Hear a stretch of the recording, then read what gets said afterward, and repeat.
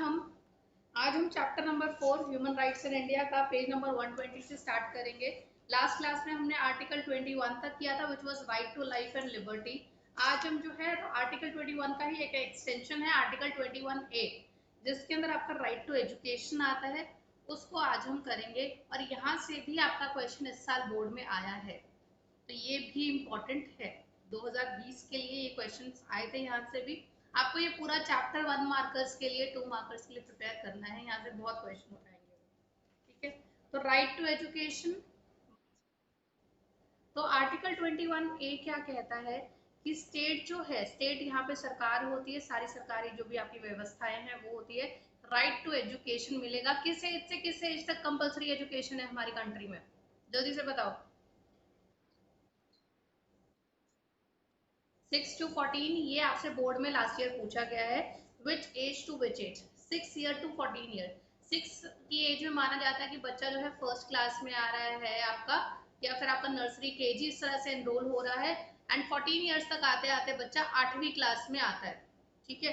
Basically 8th class तक या 14 years की एज तक कंपलसरी एजुकेशन हमारे देश में है। This article provides for the right to education between the age of 6 to 14 and obligates, किसके ऊपर ऑब्लिगेशन बनाती है, स्टेट के ऊपर। ये फिल इन द ब्लैंक्स की तरह आया था इस बार 2020 के क्वेश्चन पेपर में, ये फिल इन द ब्लैंक्स की तरह है। Obligates hmm, underline fill in the blank की तरह दिया था, तो obligate state to implement this. Right to education एक ऐसा राइट है जो डायरेक्टिव प्रिंसिपल का भी पार्ट है, जो आपका फंडामेंटल राइट का भी पार्ट है, और ये हमारी फंडामेंटल ड्यूटी भी है। तो right to education is very compulsory, very important.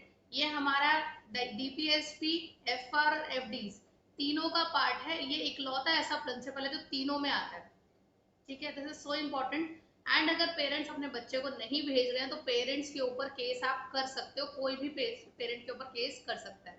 Generally जो स्ट्रीट लाइट के बच्चे होते हैं, छोटे छोटे होते हैं जो भी, उनके लिए सोचते हैं लोग कि इसके ऊपर क्या केस करें, मोर ऑफ लाइक दैट, कि वो कंसर्न नहीं दिखाते लोग। पर चाहे तो उनके ऊपर भी केस आप कर सकते हो कि उनके पेरेंट्स के ऊपर, किससे बेगिंग क्यों कर। आगे कंटिन्यू करते हैं। सेकंड पॉइंट, 2002 से पहले एलिमेंट्री एजुकेशन, ये जो 6 to 14 वाला एज ग्रुप का एजुकेशन का पार्ट था, ये सिर्फ डीपीएसपी में पार्ट था, डीपीएसपी में ही इसको काउंट किया जाता था। पर डीपीएसपी के साथ सबसे बड़ी प्रॉब्लम ये है कि वो एनफोर्सिएबल नहीं है। अगर कोई माँ बाप अपने बच्चे को नहीं भेज रहे हैं तो आप उनके ऊपर केस नहीं कर सकते, वो एनफोर्सिएबल है ही नहीं। तो इस चीज को एनफोर्सिएबल बनाने के लिए 1992 वगैरह में लॉ पास हुए, और उसको जो है 2002 में फाइनली अलाउ किया गया, आर्टिकल 21A ऐड हुआ। तो ये ईयर याद रखना कि 21A आर्टिकल कब से ऐड हुआ फंडामेंटल राइट में, 2002 के अंदर हुआ, जहाँ पे एलिमेंट्री एजुकेशन को फंडामेंटल राइट बना दिया गया। बट ये इसको फंडामेंटल राइट को मतलब कि फुलफिल करने के लिए, अफर्मेटिव एक्शन देने के लिए सरकार को बहुत ज्यादा खर्चा करना पड़ेगा, बहुत पैसे लगते हैं। इतना पैसा भी सरकार के पास हमेशा शॉर्टफॉल पड़ती है, सरकार के पास जनरली देखा जाता है इतना पैसा नहीं होता। Right to education is article 21A, extension of right to life and liberty. आपकी लाइफ तभी बेटर होगी, आपकी लाइफ तभी स्मूथ होगी जब आपको एजुकेशन मिलेगी, इसलिए उसको उसी के साथ अटैच किया गया है। Any doubts? आर्टिकल नंबर 22, ये भी आपसे जो है अभी 2020 का जो एग्जाम हुआ था उसके अंदर आपसे प्रिवेंटिव डिटेंशन का भी पूरा एक्सप्लेनेशन पूछा गया था। तो आप देख सकते हैं कितने क्वेश्चन सिर्फ 2-3 पेजेस के अंदर से इन्होंने एक साल के अंदर ही पूछ लिए हैं। तो ये प्रिवेंटिव डिटेंशन भी पूरा उन्होंने एक्सप्लेनेशन मांगा था, it was a 4 marker. So protection against arrest and detention, Article 22, it provides safeguard against arrest and detention in the following ways. अगर आप किसी को अरेस्ट करने जा रहे हो, तो जिस इंसान को आप अरेस्ट करने जा रहे हो उसके पास क्या क्या हक है। सबसे पहले, no one can be detained in custody without providing grounds for arrest. आप उसको रीजन दिए बिना जेल में नहीं डाल सकते। Second, the arrested and detained person has a right to consult and to be defended by a legal practitioner of his or her own choice. वो अपने खुद की पसंद का लॉयर हायर कर सकता है और कंसल्ट कर सकता है जेल में जाने से पहले कि मैं अपने लॉयर से बात करना चाहता हूँ, मैं तभी आप लोगों के साथ जाऊंगा, उससे पहले नहीं जाऊंगा। उसके पास ये राइट है कंसल्ट करने का अपने लॉयर से पहले। Third, a person who is arrested and detained in custody should be produced before the nearest magistrate within the period of 24 hours. Travel time is not counted towards the 24 hours time frame. तो इसका क्या मतलब है, अगर आपने किसी को उठा के जेल में डाल दिया, आपको 24 घंटे के अंदर अंदर उसे जो है कोर्ट के सामने प्रोड्यूस करना होगा। अब इसकी एक्सेप्शन क्या है, अगर आपने किसी को लेट्स सपोज सैटरडे को पकड़ा है, तो सैटरडे का मतलब है आपको संडे तक उसको दिखाना होगा, जज के सामने लेके जाना होगा, बट संडे को कोर्ट बंद होता है, तो वो जो ऑफ डे है उसको कैंसिल आउट कर देंगे, उसको नहीं मानेंगे, मंडे का दिन काउंट होगा। जो वर्किंग डेज है वर्किंग डे काउंट होते हैं, ऑफ डे काउंट नहीं होते 24 आवर में। तो अगर सैटरडे को पकड़ा है तो आपका नेक्स्ट दिन मंडे काउंट होगा, संडे काउंट नहीं होगा, फर्स्ट ऑफ ऑल। सेकेंड चीज, द मोमेंट आपने उसको गाड़ी में बिठाया और आप कोर्ट के लिए निकल पड़े हैं, वो जो आवर्स उसको लगे हैं 1 या 2, वो भी काउंट नहीं होंगे। द मोमेंट आप निकल लिए इसका मतलब आप मजिस्ट्रेट के सामने लेके जा रहे हो उसको। तो ये 2 चीजें इसके अंदर हमेशा याद रखना। थर्ड, आपका नेक्स्ट जो no such person can be detained in custody beyond 24 hours without the authority of magistrate. अगर आपने जो है मजिस्ट्रेट की परमिशन, मजिस्ट्रेट के सामने बिना प्रोड्यूस करे उसे 24 घंटे से ज्यादा जेल में रख दिया है, तो आपके ऊपर ही कार्रवाई हो सकती है कि आपने विदाउट परमिशन कैसे रख दिया। पूछा प्रिवेंटिव डिटेंशन पे, the above safeguard do not apply to a person from an enemy country. Now the important word is enemy country, here is Pakistan, ठीक है, जिसके साथ हमारे रिलेशन अच्छे नहीं है। बेसिकली पाकिस्तान के लिए यूज होता है, क्योंकि ये इंडिया और जो आपके जो पाकिस्तान का बंटवारा हुआ था उस टाइम से इसको एनिमी कंट्री का लीगल स्टेटस दे दिया गया था। The above safeguard do not apply to a person from an enemy country. तो अगर कोई एनिमी कंट्री का पर्सन यहाँ पे आके उसके ऊपर केस बन रहा है, उसने कुछ गलत करा है और उसके ऊपर केस बन रहा है, तो आप उसको ये सेफगार्ड नहीं दोगे कि हम तेरे को 24 घंटे में मजिस्ट्रेट के आगे प्रोड्यूस करेंगे, तो अपने प्रैक्टिशनर अपने लॉयर को बात कर ले, या मुझे ग्राउंड्स दे रहे हैं बहुत ज्यादा, सारी चीजें उसको नहीं मिलेंगी। ये 1 मार्कर का डिफरेंस है। They do not apply to the person arrested or detained under preventive detention law. ये तो एनिमी कंट्री वाले पर्सन पे और प्रिवेंटिव डिटेंशन के केस में आपको ये तीनों चीजें जो हैं ऊपर वाली वो करने की जरूरत नहीं है। Generally, preventive detention law allows for detaining person on suspicion who had not been found guilty of any crime, but their release may be detrimental to society, like they may commit crimes if released or affected adversely in investigation by state, or they are mentally ill and so on.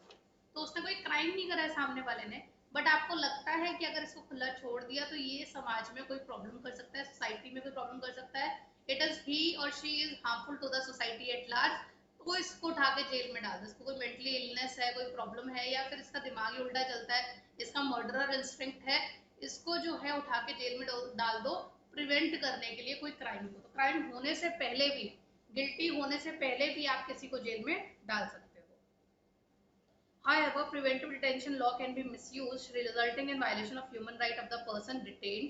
इसका कई बार बहुत misuse हुआ है। For example, the Maintenance of Internal Security Act 1971 was enacted during the Indira Gandhi administration, popularly known as emergency, and many political opponents were detained without safeguard against arrest and detention and other human rights. तो ये जो था 1971 में emergency proclaim करके इंदिरा गांधी ने preventive detention का बहुत गंदा यूज किया था, और जितने भी बीजेपी के मंत्री थे, ऑपोजिशन पार्टी के मंत्री थे, प्रिवेंटिव डिटेंशन के अंडर उनके ऊपर जो है ये बोल के कि ये जो है क्रिमिनल है, ये ऐसे कर सकता है, वैसे कर सकता है, प्रिवेंट करने के लिए इनको जेल में डाल दो। तो प्रिवेंटिव डिटेंशन का बहुत गलत मिसयूज भी हो चुका है और आज भी हो रहा है।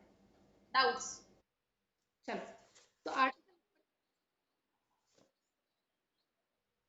तो आर्टिकल नंबर 23 क्या है? राइट अगेंस्ट एक्सप्लॉयटेशन में 2 आर्टिकल आते हैं, आर्टिकल 23 और 24। 23 क्या कहता है, अच्छे से याद रखना, prohibition of traffic in human beings and force labour. आप लोगों को खरीद बेच नहीं सकते हो, उन्हें चोरी नहीं कर सकते, किडनैप नहीं कर सकते, या उन्हें आप फोर्स्ड लेबर बना के भी मतलब कि यूज नहीं कर सकते। तो प्रोहिबिट्स ह्यूमन ट्रैफिकिंग, बेगार एंड फोर्स लेबर। आप ह्यूमन ट्रैफिकिंग का खरीद बेच नहीं कर सकते। सेकंड जो है आर्टिकल 24, इसमें बच्चों को लेके है कि आप जो है 14 साल से छोटे बच्चों को हजार्डुअस एक्टिविटी में, चूड़ी बनाने की फैक्ट्री हो गई, कोल फैक्ट्री हो गई, ठीक है, इस तरह के खतरनाक कामों के अंदर नहीं लगा सकते हो किसी भी बच्चे को, चाहे घर का बच्चा हो चाहे कुछ भी हो। आप जो है किसी भी छोटे बच्चे से इतना कोई खतरनाक हजार्डुअस एक्टिविटी नहीं करा सकते, केस हो जाएगा। नाउ अब डोमेस्टिक वर्क अगर आप गैस के पास खड़ा कर रहे हो जिससे आग लगने के चांसेस हैं, नहीं कर सकते, थोड़ा दूर रखो, खाना नहीं बनवाओगे उनसे।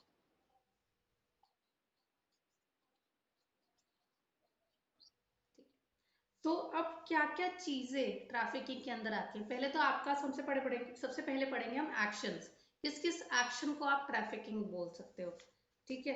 एक्शन और उसके साथ हमें दो तीन चीजें मिक्स चाहिए, उस खाली एक्शन जो है वो ट्रैफिकिंग नहीं बनेगा, खाली मीन्स ट्रैफिकिंग नहीं बनेगा, खाली पर्पस ट्रैफिकिंग नहीं बनेगा।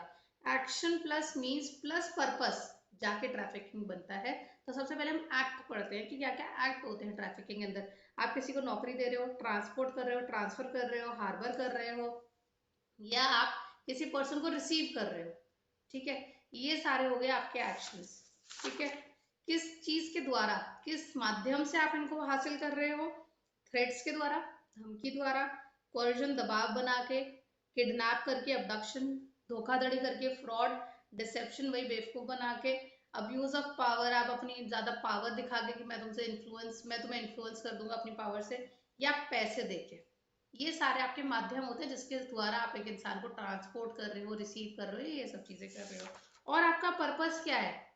उस इंसान को खरीदने बेचने का, हासिल करने का, ट्रांसफर करने का, ट्रांसपोर्ट करने का पर्पस क्या है? डरा धमका के या धोखाधड़ी करके आपका पर्पस है, आप उसे प्रोस्टिट्यूशन में डालना चाहते हो और सेक्सुअल एक्सप्लोरेशन की एक्टिविटीज में डालना चाहते हो, फोर्स लेबर में डालना चाहते हो, स्लेवरी में डालना चाहते हो, उसके बॉडी पार्ट्स को बेचना चाहते हो, या फिर आप उसको जो है और तरीके से एक्सप्लॉइट करना चाहते हो, सरोगेसी हो गया, ये सब चीजों के लिए करना चाहते हो।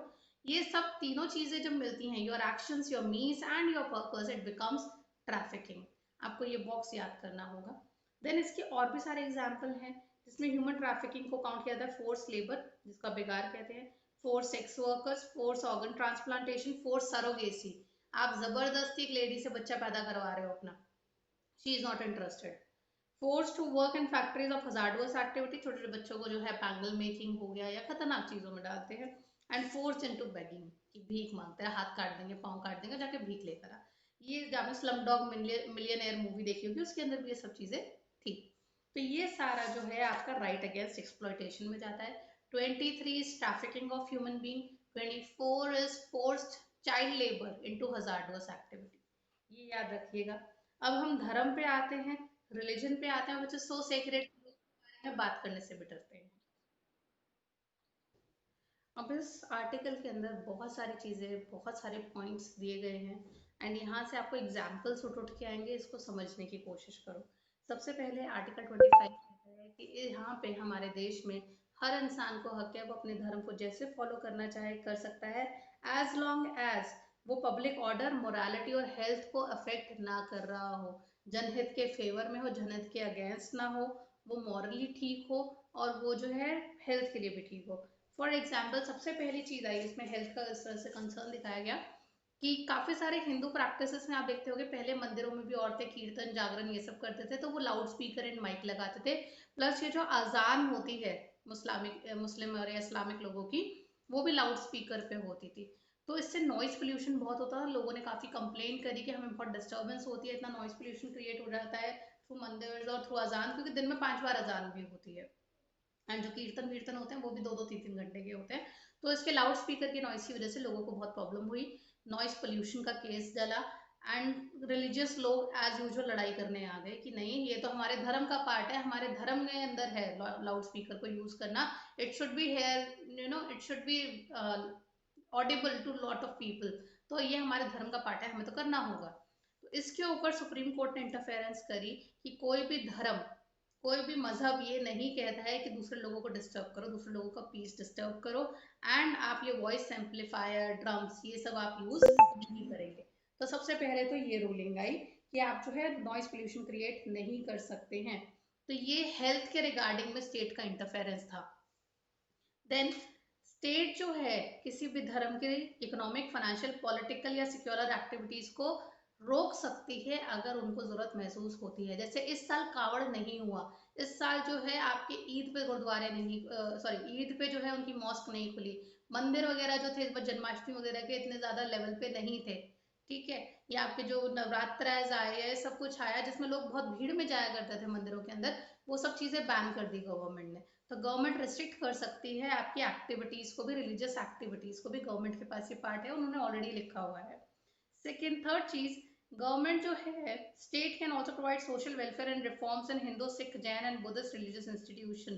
तो गवर्नमेंट जो है वो चेंजेस भी ला सकती है रिलीजियस इंस्टीट्यूशंस के अंदर, हिंदू प्रैक्टिसेस, सिख प्रैक्टिसेस, अगर कहीं पे बलि देने का कॉन्सेप्ट है, बंद करो, बलि देने का कॉन्सेप्ट नहीं करना चाहिए। जिसमें अब वॉइस रेज हो रही है कि आपने हिंदू लोगों की तो बलि बंद करवा दी, मुस्लिम्स जो ईद पे बकरे की बलि देते हैं वो भी बंद करवाइए, इट्स एनिमल अब्यूज। तो इसके ऊपर केस चल रहा है अभी। तो government will listen to it and government will act accordingly, जो उनको ठीक लगता है। थर्ड चीज, गवर्नमेंट के पास इतनी पावर है that it can throw open their religious institution like temple to all classes and sections that of religious society. Kanika Sabarimala case, ठीक है।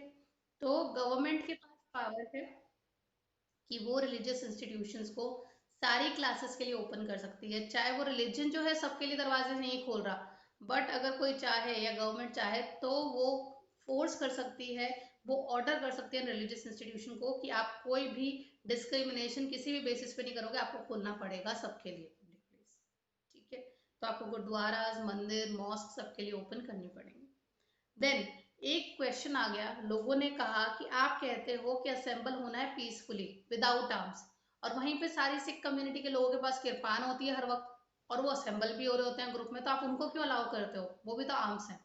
तो इस पे गवर्नमेंट ने, बोर्ड का क्वेश्चन है, इस पे गवर्नमेंट ने क्या रिप्लाई दिया कि it is part of their profession, यानी कि ड्रेसिंग का, एक सिख की ड्रेसिंग का पार्ट है, wearing a turban, holding a kirpan, that is a part of their costume. So वो जो है वो थ्रेटन करने के लिए नहीं करते, वो उनका पार्ट ऑफ प्रोफेशन है, उनका पार्ट ऑफ ड्रेस है। जैसे एक मिलिट्री मैन के पास गन होती है, एक पुलिस वाले के पास गन होती है, एक धर्म के जो बंदा है उसकी धार्मिक ड्रेस ही वही है, तो हम उसको मना नहीं करेंगे। ये बोर्ड में क्वेश्चन आया हुआ था, इसलिए मैंने आपको बताया। डाउट्स पूछो। तो कोई भी धार्मिक संस्थान, कोई भी धर्म अपना खुद का धार्मिक संस्थान खोल सकता है, चाहे उसके अंदर वो स्कूल खोल दें, चाहे वो गुरुद्वारे खोल दें, चाहे अपनी मॉस्क खोल दें।